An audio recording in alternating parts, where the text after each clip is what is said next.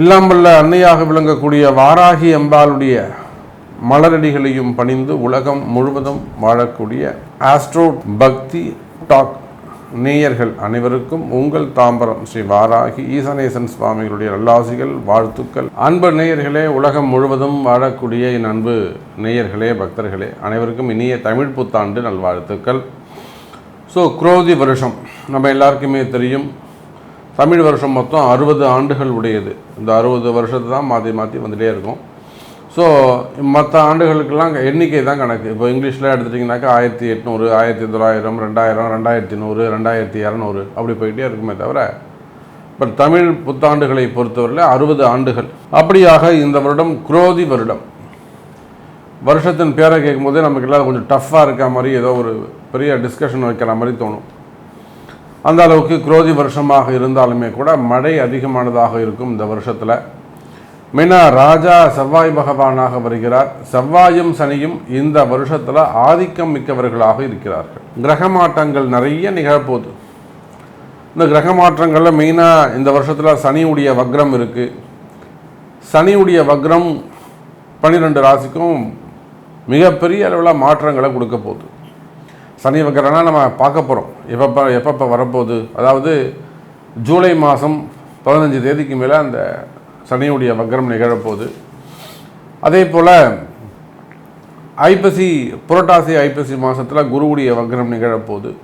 அப்போ இந்த சனி வக்ர காலங்களில் மிகப்பெரிய மாற்றங்கள்லாம் ஏற்பட போகுது. அப்போ இந்த வருடம் முழுவதுமே கூட 2024 ஏப்ரல் 14ஆம் தேதி முதல் 2025 ஏப்ரல் 14 தேதி வரை இந்த ஒரு வருட காலம் இந்த கிரக அமைப்புகளை கொண்டு, ரிஷபராசி குரு இருக்கிறாரு, கும்பத்தில் சனி இருக்கிறாருன்னா இந்த கிரக அமைப்புகளை கொண்டு என்னவெல்லாம் நடக்கப் போகுது, குறிப்பாக உங்கள் ராசிக்கு என்ன நடக்கப் போகுது, என்னெல்லாம் மாற்றங்கள் வரப்போகுது அப்படிங்கிறத பார்க்க போகிறோம். வாருங்கள் தமிழ் புத்தாண்டு ராசிகளை பார்க்கலாம். அன்பார்ந்த ரிஷபராசி அன்பர்களே, ரிஷபராசி அன்பர்களே, இந்த தமிழ் புத்தாண்டை பொறுத்தவரையிலும் ரிஷபராசிக்கு நிச்சயமாக ஒரு நல்ல யோகமான காலமாக, அற்புதமான காலமாக அமையப்போகுது. காரணம் என்னன்னு கேட்டிங்கனாக்கா, ரிஷபராசி என்பர்கள் இது நாள் வரையில் உங்கள் 12ல் இருந்து வந்த குரு பகவான் 1ஆம் பாவம்னு சொல்லக்கூடிய ஜென்மத்திற்கு குரு வந்திருக்கிறார். அப்போது நிறைய ஏமாற்றங்களை சந்தித்திருக்கக்கூடிய ரிஷபராசி என்பர்கள் நிறைய விஷயங்களில் நீங்கள் ஏமாற்றத்தை சந்திச்சிருப்பீங்க. குடும்பத்தில் அல்லது உறவுகளில், இன்னும் சொல்லப்போனால் ரிஷபராசிக்கு வேலை செய்கிற இடத்துல ஒரு நம்பிக்கையாக செய்வாங்க. சார் நம்மளால் நிச்சயமாக நம்மளை ஒரு நல்ல ரிப்போர்ட் கொடுப்பாங்கன்னு கஷ்டப்பட்டு பாடுபட்டு உழைப்பீங்க. ராத்திரிவர்களாக ஒரு ப்ராஜெக்ட் முடிக்கிறதுக்காக நிறைய ஹார்ட் ஒர்க் பண்ணுவீங்க. அந்த ப்ராஜெக்ட் சப்மிட் பண்ணி முடித்த உடனே அவங்கள தூக்கி குப்பையில் போடுற மாதிரி ஓரமாக எடுத்து வச்சுருவாங்க. அதுபோல் வேலை செய்கிற இடத்துல, தொழில் செய்யக்கூடிய இடங்களில், மெயினாக உங்களுக்கு கீழே இருக்கக்கூடிய தொழிலாளர்கள், அவங்கள நம்பி நிறைய ஏமாந்தவர்கள் இருக்காங்க. நிறைய திருட்டு சம்மந்தப்பட்டது நடந்திருக்கும், ஏமாற்றங்கள் இருந்திருக்கும். குடும்பத்தில், வெளியில், வேலை செய்கிற இடத்துல, தொழில் பண்ணக்கூடிய இடங்களில் நிறைய ஏமாற்றம், நம்பி ஏமாந்துருப்பீங்க. பார்ட்னர்ஷிப்பில் அந்த மாதிரி ரிஷபராசி என்பர்களே, குரு பகவான் நாள் வரணும், அந்த 12ஆம் பாவத்தில் இருந்தவரெலாம் நிறைய லாஸ்கள் ஏற்பட்டிருக்கும். அப்போ இந்த தமிழ் புத்தாண்டு பிறக்கின்ற காலம், இந்த 4 கிரகங்கள் சனி, குரு, ராகு, கேது, இந்த கிரகங்கள் எல்லாம் சிறப்பான முறையில் உங்களுக்கு அமைகிறது.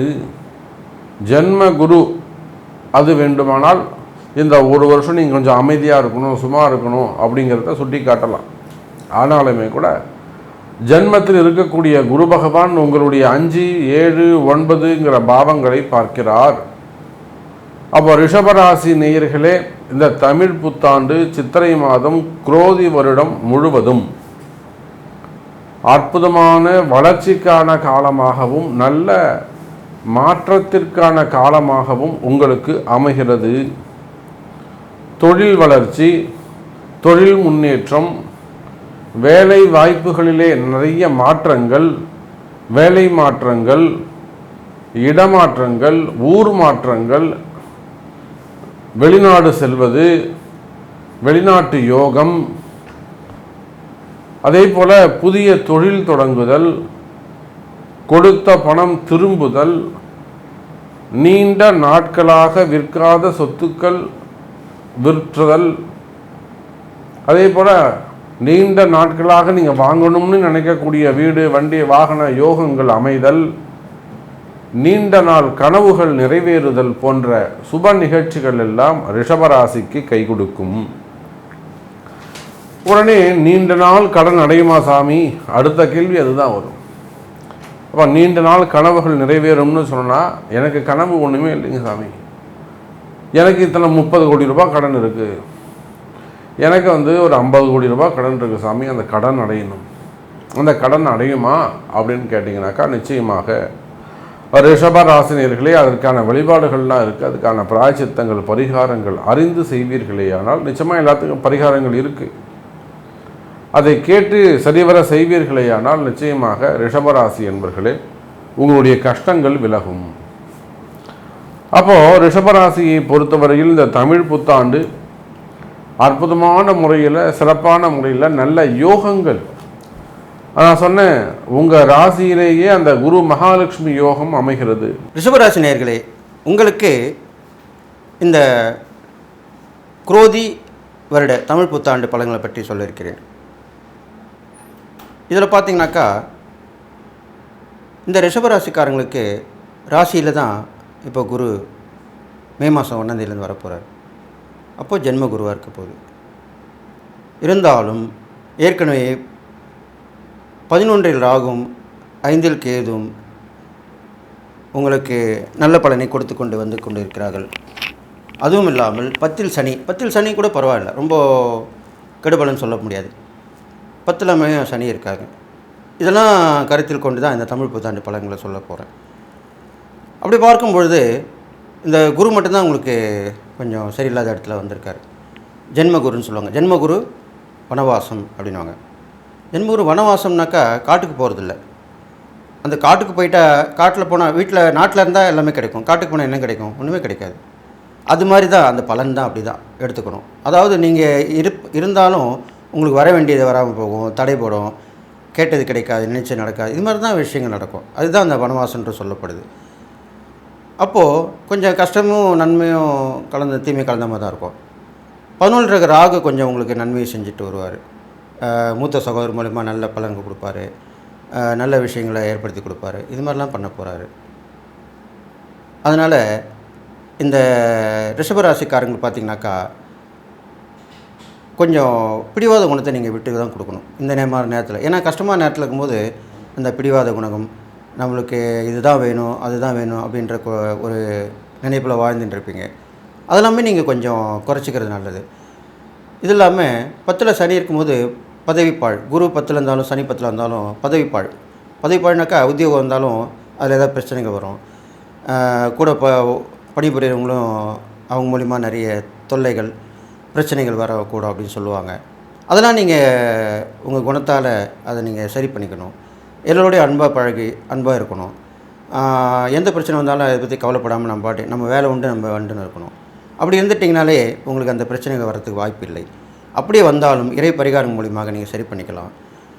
இது இல்லாமல் ரிஷபராசிக்கு பெண்கள் ஏமாற்றப்படுவார்கள் அப்படின்னு சொல்லப்படுது இந்த தமிழ் புத்தாண்டு பலன்கள் வரிசையில் பார்க்கும்போது.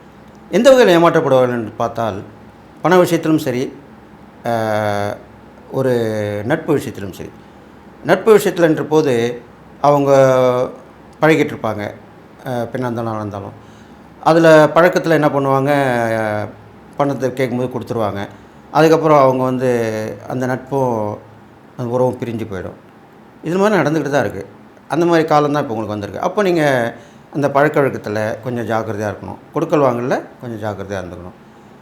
பொதுவாக பெண்கள் தான் ஏமாற்றப்படுவாங்கன்னு சொல்லியிருக்காங்க, ஆண்களை விட. ஆண்களும் ஏமாறுவாங்க, இருந்தாலும் பெண்கள் அதிகமாக ஏமாற்றப்படுவார்கள்ன்றது இந்த வருட பலனில் சொல்லப்படுது. அப்போது நீங்கள் ரொம்ப ஜாக்கிரதையாக இருக்கணும். இது இல்லாமல் உங்களை வாழ்க்கையிலும் சரி, மூன்றாம் ஒரு குறுக்கீடு இருக்கக்கூடாது. கணவன் மனைவிக்குள்ள இருக்கிற பிரச்சனையை யார்கிட்டையும் சொல்லக்கூடாது. அப்படி சொல்லும் பொழுது பெண்ணாக இருந்தாலும் ஆண் வருவாங்க, ஒரு 3ஆம் நபர் வருவார். ஆணாக இருந்தால் ஒரு பெண் 3ஆம் நபராக வருவாங்க. அவங்களுடைய பழக்கம் ஏற்பட்டு அதனால் குடும்பத்தில் பிரச்சனைகள் வர்றதுக்கு வாய்ப்பு இருக்குது. அப்போது இந்த ரிஷபராசிக்காரங்க வாழ்க்கையிலும் சரி, தன்னுடைய பழக்க வழக்கங்களும் சரி, கொஞ்சம் ஜாக்கிரதையாக இருந்தாக்கா எச்சரிக்கையாக இருக்கணும். அப்போ இருந்தீங்கன்னா இதிலேருந்து நீங்கள் மீண்டு வந்துடலாம். அப்படி ஏற்பட்டாலும் அதுக்குண்டான இறை பரிகாரங்கள்லாம் நான் கடைசியில் சொல்ல போகிறேன். அதை நீங்கள் பயன்படுத்தி நீங்கள் அதிலேருந்து தப்பிச்சு வந்துடலாம். அதுவும் இல்லாமல் இந்த ரிஷபராசிக்காரங்க பார்க்கும்போது பொருட்கள், நல்ல பொருட்கள்லாம் வாங்கணும்னு ஆசைப்பட்டுருப்பாங்க. அதெல்லாம் வந்து இப்போது ஆசைப்படுவாங்க, அது ஆனால் கிடைக்காம போகும். அதனால் வந்து அது கிடைக்கும் போது கூட நீங்கள் வாங்காமல் இருக்கிறது தான் நல்லது. அதிகமாக பணம் செலவு பண்ணி அதுக்குன்னு செலவு பண்ணக்கூடாது. இந்த நம்ம காலகட்டத்தில் தனக்கு முக்கியமான செலவு வேணும் அதுதான் பண்ணிட்டு வரணும். ஒரு விலையுயர்ந்த பொருட்கள், விலையுயர்ந்த நகை, இது மாதிரி விலையுயர்ந்த துணிமணிகள் கூட எல்லாமே கொஞ்சம் குறைச்சிக்கிறது நல்லது. இதெல்லாம் இந்த காலகட்டத்தில் நீங்கள் குறைச்சிட்டு வர்றது நல்லதுன்னு சொல்லப்படுது. இது இல்லாமல் ஒரு பெரிய மனுஷனுடைய தொடர்பு ஏற்பட்டு அவர் மூலிமா அவருடைய பேச்சு கேட்டு நடக்கணும். நீங்கள் அவர் வந்து ஒரு குருவாக கூட எடுத்துக்கலாம். நீங்கள் அவர் வந்து உங்கள் இந்த வாழ்க்கையில் வருவார், இந்த ரிஷபராசிக்காரர்கள். அப்போது அவரை பயன்படுத்தி நீங்கள் அவர் பேச்சு கேட்டு நடந்தீங்கன்னா கண்டிப்பாக நல்லா நடக்கும். இதெல்லாம் வந்து முன்னாடி வழிகாட்டி தான், ஜோதிடன்றது வழிகாட்டி தான். அது சொல்லும்போது நீங்கள் கேட்டு நடந்துட்டிங்கனாலே பிரச்சனை இல்லை. இது இல்லாமல் வந்து பார்த்திங்கன்னா இந்த ரிஷபராசிக்காரங்களுக்கு மாணவ மாணவிகள் பார்க்கும்போது பார்த்திங்கன்னா படிப்பில் வந்து கொஞ்சம் மெத்தனமாக தான் இருக்கும். ஏன்னா குரு ஜென்மகுரு வந்ததுனால சோம்பல், அசதி இது மாதிரி தான் வரும். கொஞ்சம் சுறுசுறுப்புலாம் குறைஞ்சிரும். அப்போது படிப்புலேயும் மந்தமாக இருப்பாங்க. அப்போ அவங்க என்ன பண்ணணும்னு கேட்டிங்கன்னா ஒரு கூட்டு முயற்சின்னு சொல்லுவோம் இல்லையா, கூட்டு குரூப் ஸ்டடின்னு சொல்லுவாங்க. அந்த மாதிரி சேர்ந்து படிக்கலாம், டியூஷன் வச்சு படிக்கலாம். இது மாதிரிலாம் பண்ணிட்டு வந்தீங்கன்னா நல்லா நடக்கும். அரசியல்வாதிகள் கண்டிப்பாக உஷாராக இருக்கணும். ஏமாற்றப்படுவோம்னு சொல்லினா அது அரசியல்வாதிக்கும் உண்டு. அப்போது அவங்க வந்து ரொம்ப ஜாக்கிரதையாக இருக்கணும். வாக்கு கொடுத்துடக்கூடாது, யாருடைய நெருக்கமாக பழகக்கூடாது. இது மாதிரிலாம் பண்ணிங்கன்னா அவருடைய பெயர் கெட்ட பெயர் ஆகிறதுக்கு வாய்ப்பு இருக்குது. கலைஞர்களுக்கும் அதே தான். இந்த அரசியல்வாதிக்கு என்ன பலன் சொல்லியிருக்கணும் அதான் கலைஞர்களுக்கும் ஏற்பட போகுது. ரிஷபராசி அன்பர்களுக்கு வணக்கம்.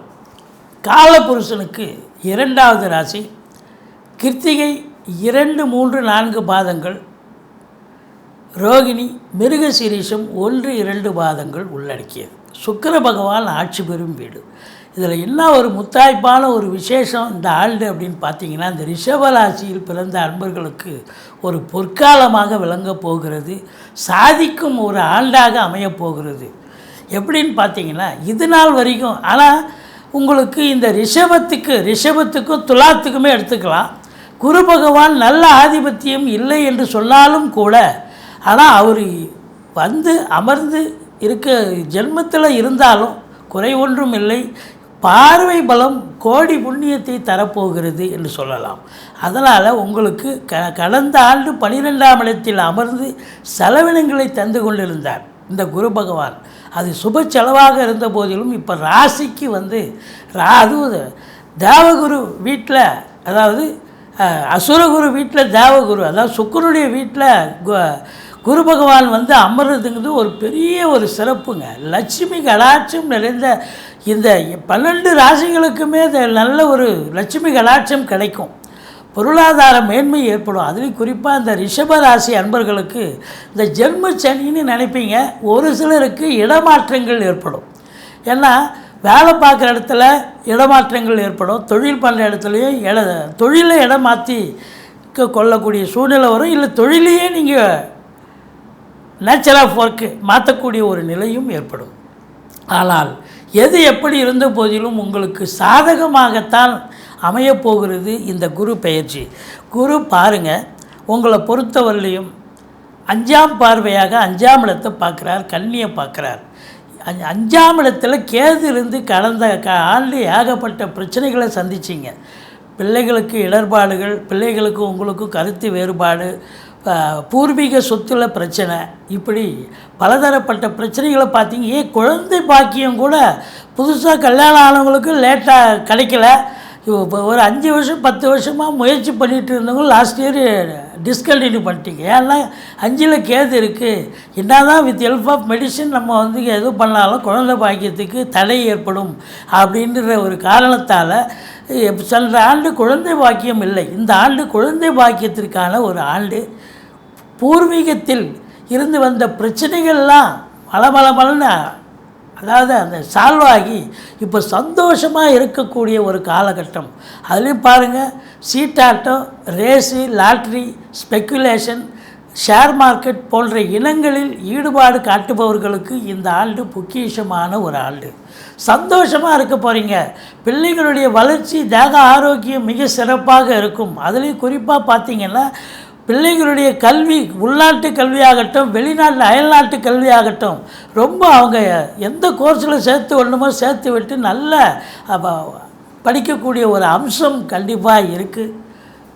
உங்களுக்கு பொறுத்தவரையிலையும் இந்த 5ஆம் இடம் பூர்வ புண்ணியஸ்தானம் வலுப்பெறுவதால் இந்த ஆண்டு நீங்கள் போன ஜென்மத்து பலன், அதாவது அனுபவிக்கக்கூடிய 5ஆம் இடம் சிறப்பாக இருக்குன்னா அனுபவிக்க பிறந்தவர்கள் அப்படின்னு அர்த்தம். இப்போ இந்த ஆண்டு பூரணமான ஒரு பலனை, பூர்வீக பலனை பெறப்போகிறீர்கள், அனுபவிக்கப் போகிறீர்கள் அப்படின்னு சொல்லலாம். அடுத்தது 7ஆம் வீட்டை குரு பார்க்கிறார். 7ஆம் இடத்தை சனி பார்த்து கொண்டிருக்கார். இப்போவும் சனி பார்த்துக்கிட்டு தான் இருக்கார். அப்போது இந்த குரு பார்வை கோடி நன்மை. கடந்த ஆண்டு கணவன் மனைவிக்குள்ள கருத்து வேறுபாடு நிறைய இருந்தது. சண்டை சச்சரவு பிரச்சனை, ஒரே வீட்டில் இருந்து பேசாமல் கூட இருந்தீங்க. இல்லை போலீஸ் ஸ்டேஷன், கோர்ட்டு, வம்பு வழக்குன்னு பஞ்சாயத்து வரைக்கும் போயிட்டு வந்தது. சிலர் பிரிஞ்சிங்க, சிலர் ஏதோ கடவுள் கிருபையால் பிரியாமல் கூட இருக்கிறீங்க. எல்லாரும் பிரிய முடியாது இல்லையா? சண்டை சச்சரவு வர்றது சகஜம். அப்போது உங்கள் ஜாதகத்தில் பிரியணும்னு விதி இருந்தால் தாங்க கணவன் மனைவி பிரிய முடியும். எல்லோரும் பிரியிட முடியாது. இருந்தாலும் கடந்த ஆண்டு கணவன் மனைவிக்குள்ள ஒரு அந்யோன்ய ஈடுபாடு இல்லை. ஆனால் இந்த ஆண்டு பார்த்திங்கன்னா ஒருத்தருக்கு ஒருத்தர் மனம் விட்டு பேசி விட்டு கொடுக்கக்கூடிய ஒரு அமைப்பு இருக்குது. ஒரு கித்தன் கின்னாக இருக்கக்கூடிய ஒரு ஆண்டு அப்படின்னு சொல்லலாம். உங்களை பொறுத்தவரையிலையும் 7ஆம் இடம், நண்பர்கள் கூட சென்ற ஆண்டு பார்த்திங்கன்னா உங்களை பார்த்த உடனே ஓடி ஒளிஞ்சாங்க. நண்பர்கள் மட்டுமல்ல, உறவினர்கள் எல்லோருமே. ஆனால் இந்த ஆண்டு எல்லோருமே உங்களை தேடி உறவாடுவார்கள், சந்தோஷமாக இருப்பாங்க. இது மட்டும் இல்லை, நீங்கள் வேலை பார்க்குற இடம், தொழில் பண்ணுற இடம், உத்தியோகம் பார்க்குற இடம், எல்லா இடத்துலையும் உங்களுக்கு பிரச்சனைகள். போன இடத்துல உடனே பிரச்சனை ஸ்டார்ட் ஆச்சு. இப்போ அப்படி இல்லை. சென்ற இடமெல்லாம் சிறப்புன்னு சொல்கிற அளவுக்கு எங்கேயுமே எந்த பிரச்சனையும் இல்லாமல் ஸ்மூத்தாக போகக்கூடிய ஒரு அமைப்பு. ஏன்னா 7ஆம் இடம் குரு பார்வையில் இருக்கு இல்லையா? அப்போது உங்களை எதிர்த்து எல்லாருமே, டோட்டல் சமூகமே உங்களுக்கு ஆதரவாக இயங்கும் என்று சொன்னால் மிகையாகாது. இது மட்டும் இல்லை, கூட்டு தொழில் செய்பவர்களுக்கு கூட்டாளிகளால் கூட கடந்த ஆண்டு பிரச்சனை இருந்தது. கூட்டு தொழில் சரியாக போகலை. இந்த ஆண்டு கூட்டு தொழில் சிறப்பாக செல்லும். கூட்டாளிகள் உங்களுக்கு ஆதரவாக இருப்பார்கள். திருமண வயதில் சென்ற ஆண்டு திருமணமே நடக்கலை. ரிஷபராசி அன்பர்களுக்கு, அநேக அன்பர்களுக்கு திருமணம் நடக்கலை, தடைப்பட்டது. ஆனால் இந்த ஆண்டு திருமணம் கைகூடி வரும் அப்படின்னு நம்ம சொல்லலாம். கண்டிப்பாக திருமணம் கைகூடி வரும். வீட்டில் சுப நிகழ்ச்சிகள் நடத்துவார்கள். மற்றபடி 9ஆம் இடத்தை குரு பார்ப்பது என்பது மிக மிக சிறப்பு. வெளிநாடு போகணும்னு நினைக்கிறவங்க தாராளமாக போகலாம். உயர்கல்விக்காக போனாலும் சரி, உத்தியோகத்துக்கு போனாலும் சரி, சொந்த தொழிலுக்காக சென்றாலும் சரி, நீங்கள் கண்டிப்பாக சாதிக்க போகிறீங்க. ஆன்மீகத்தில் அதிக நாட்டம் இருக்கும். ஆலய வழிபாடுகள் செய்வீர்கள். நன்கொடைகள் வழங்கி மகிழ்வீர்கள். தந்தையால் யோக பாக்கியங்கள் கிடைக்கக்கூடிய ஒரு ஆண்டு அப்படின்னு சொல்லலாம்.